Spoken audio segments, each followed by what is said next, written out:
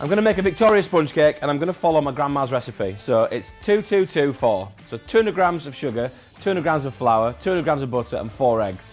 And then we're going to put a little bit of vanilla and a little bit of baking powder in there to give it a bit more oomph.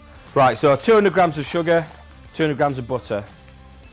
So we need to cream that together so it goes nice and light and fluffy. Then we go in with our 4 eggs.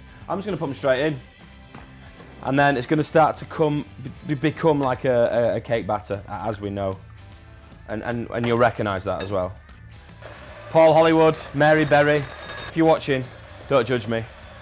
I've got it to that stage. Doesn't look that smooth. So I'm just going to put a classic whisk through it.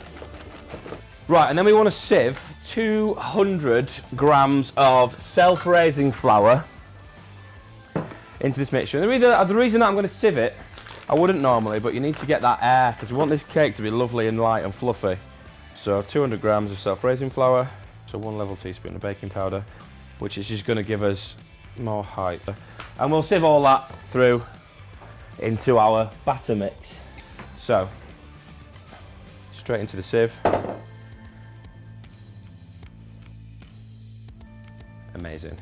Right, and then we want to fold it in. So, just turn it. Right, so there's the batter, so it's come smooth now. I'm happy with that. Into this batter mix, I'm going to put a little bit of vanilla bean paste. You can use fresh vanilla pods, but these are just handy to have. They're about £3 and they're good to have in the fridge. So I'm just going to put like half a teaspoon of vanilla bean mix in there and then whisk that in. I'm going to line this. I'm going to attempt to line the inside of my bottomless tins. You don't have to use loose bottom tins. They're just easy to get the cake out of. When lining with baking parchment, if you put butter, a little bit of butter on the inside, your parchment paper will stick.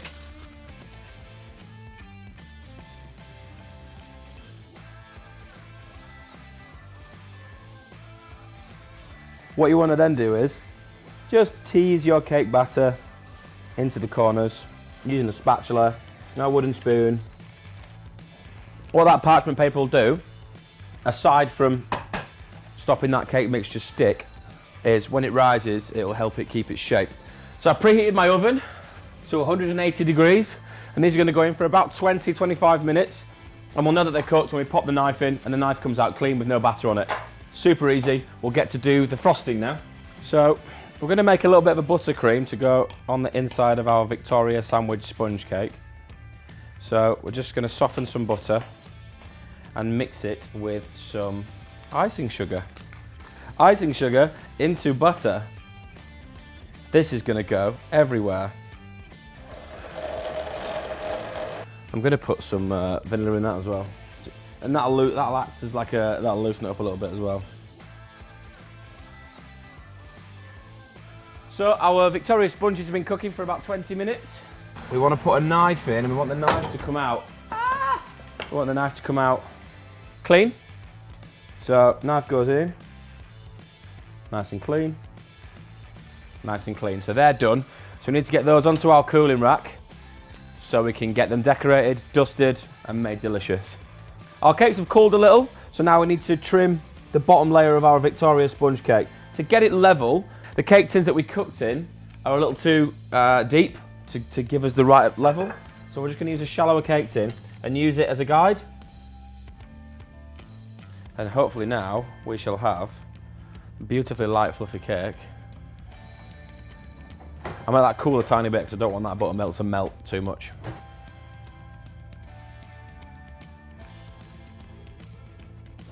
And here I have a summer fruit compote that I made earlier. You can use any jam, strawberry jam's traditional. And then on we go with the top.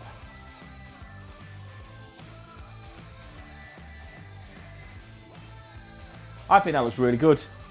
What do you think? Recipes on the website. It's a classic Victoria sponge cake. Difficult to mess up, give it a try.